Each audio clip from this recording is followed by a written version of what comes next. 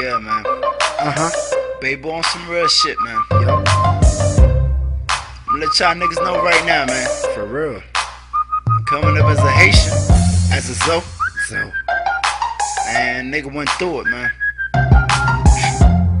for real. I believe I'm making rapping, man. Fuck that shit. Hey y'all, what's going on? It's your boy Dipset TV back with another one. Today is going to be about black businesses, black owned businesses, black owned banks, And shout out to my nigga you feel me? He has his own black owned bank in the Dominican Republic and in Haiti, in the US also. It's called BAH. So you guys just click on the link that's in the logo down below, check it out. And check out the website and visit. So we're going to black businesses right now. We're talking about black owned businesses and things that we did way back. Our first video, let's check it out. Yo, who remembers this clothing line? Good old FUBU. Now, most people think it's just an old clothing line that kind of faded away. But the truth is, it's a lot more than that. You see, the man behind FUBU came from nothing. He grew up in Queens with a single mother, and he started working as early as 10 just to help the family keep the lights on. And he didn't mess up her money, he hustled his ass off and got people like LL Cool J to endorse his brand. He had orders that he struggled to fulfill, and he got rejected by 27 banks, but he kept hustling. When it was all said and done, FUBU ended up doing $6 billion in sales. And I remember back then, those clothes was a lot of people used to have them and stuff like that. We had Willie Esco by Nas, we had Rockaware from Jay-Z, we had Sean John. A lot of things was going on, and they had way other clothes that people probably don't remember, like cross colors and stuff like that. But anyway, let's check this out right quick.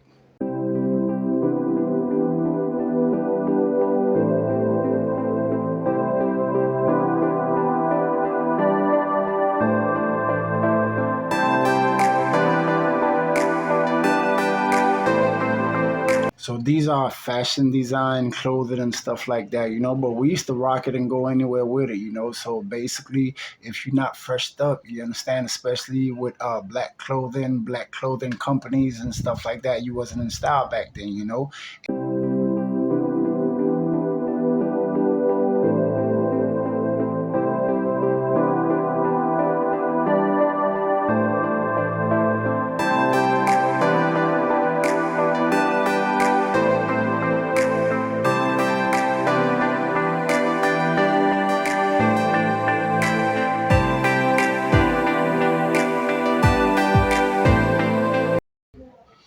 Even Buddy, the African dude that passed away, Ablo, something like that. You understand? He came out with the clothing off white and stuff like that. You understand? It's just we got a lot of mixtures and textures from way back, and you understand? We put a lot of people up on game. Just like right now. Let's say, for example, Kanye is still doing the biggest, and Kanye got his clothing line out and stuff. So he's doing whatever he want. Like right now, his doomsday clothes and stuff like that. I'm not saying these things are nice or anything, because there's nothing really nice about them. And I remember one of the venues. He was like, "No, don't put the clothes on the shelf. Drop them on the floor." Like he threw the clothes all on the floor and stuff like that. And people are buying these Yeezy clothing for like 1,200, $100 and something dollars. You understand what I'm saying? And they just straight trash, like ripped up clothes. And he just want to see how ignorant people get. As long as it has a price or it costs. You understand? And he's making people pick these trash up. Check this video out right quick.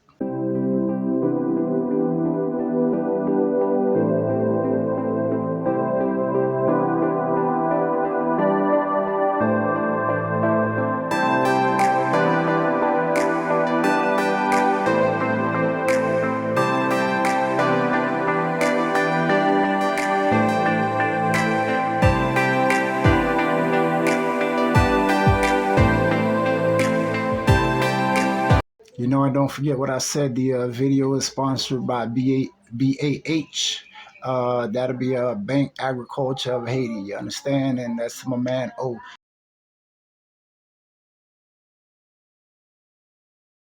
You see, it's a lot of things that went in style that came in and went back out, you know. And shout out to all these guys making effort, making your own brand. You know, check this sneaker brand out right quick.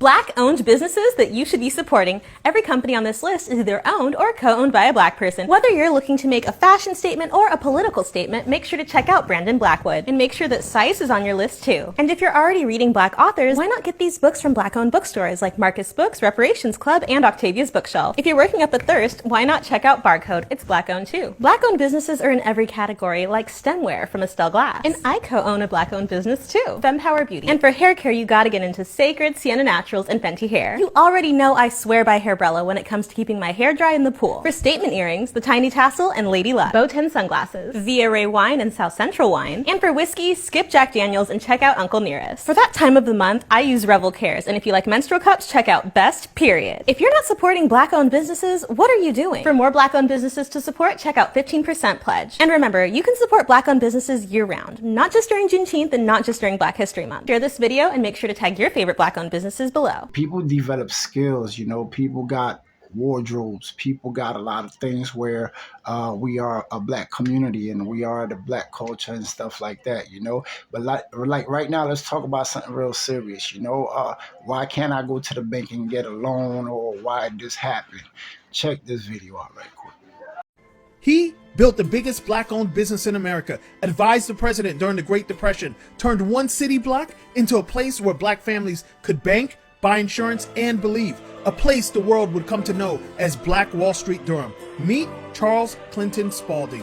Born in a wooden cabin in rural North Carolina, he moved to Durham with nothing but hustle in his hands, and he built a business empire from the ground up. From office clerk to president of North Carolina Mutual, he opened a 6-story office tower, Black-owned, Black designed, and Black run. He created jobs, trained leaders, and made Paris Street pulse with power, block by block. He helped transform it into a hub of Black banks, law firms, newspapers, and dreams. They called it the Wall Street of the South, and Charles was its heartbeat. Even the White House listened to him. President Roosevelt called him to help shape New Deal programs for Black Americans. He built the model, others copied it and cashed in.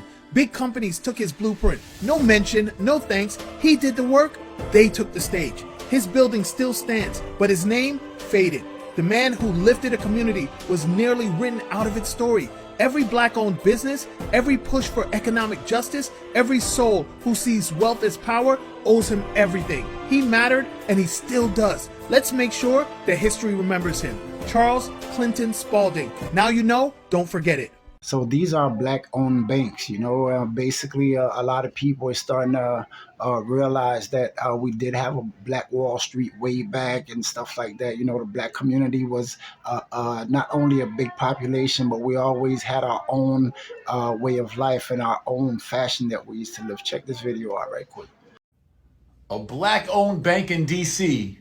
partners with a Black-owned bank from L.A. to combine assets to over $1 billion and become the largest Black-owned bank in the country.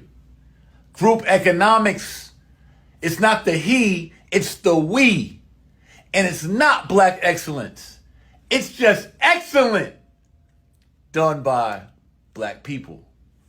Family, we can do the same thing on our micro levels. I've done it in my real life. Syndications, funds, group economics, own things, control assets. I'm on the same goal.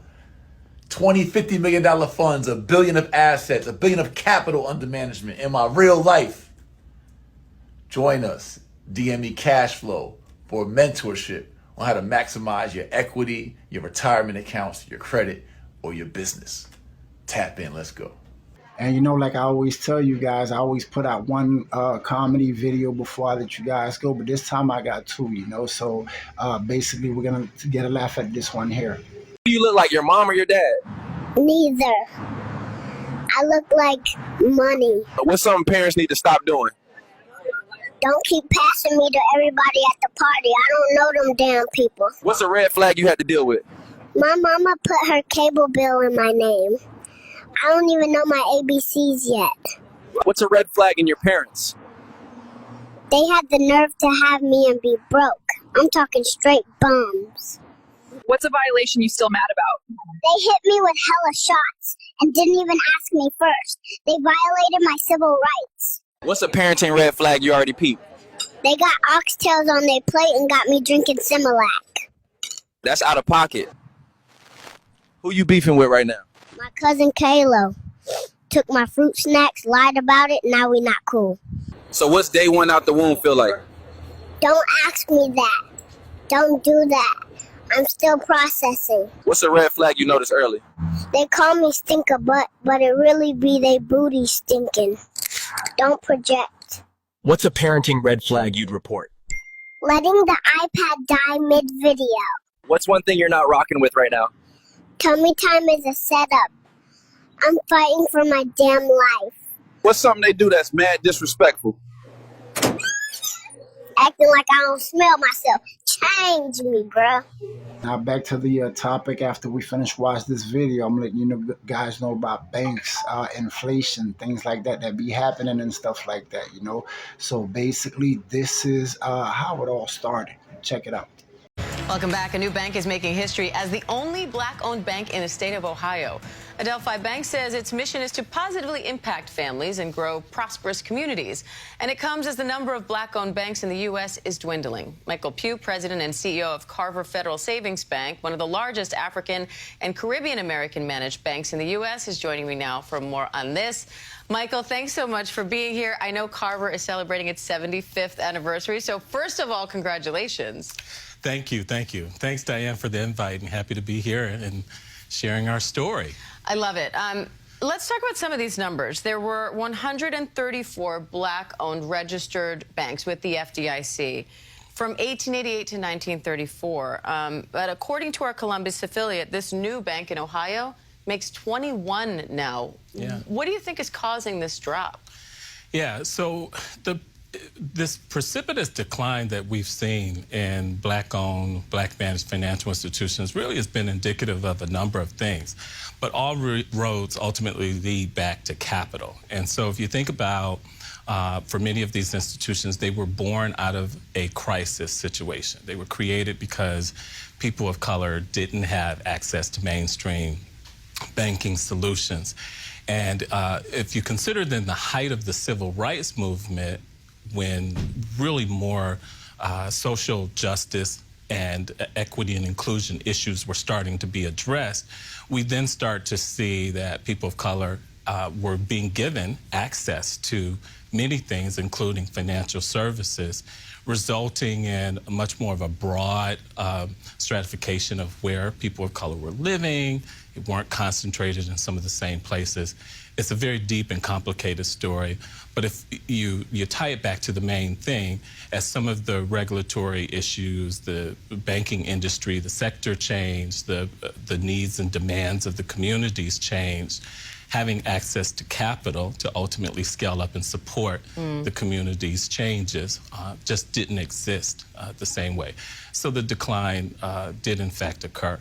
But we stand strong now, I think, with approximately 20, soon to see 21 financial service institutions, and certainly as of recent, much more emphasis on how to support these institutions. And that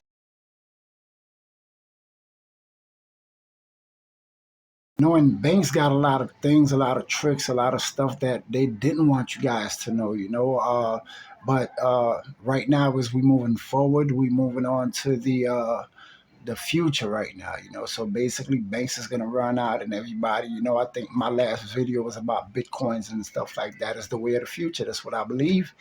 You understand? But a lot of people seen other things, and a lot of people got a lot of things confused, So instead, I said, guys, before I let you guys go, y'all finish watch the first comedy video. I'm gonna let you guys watch this one.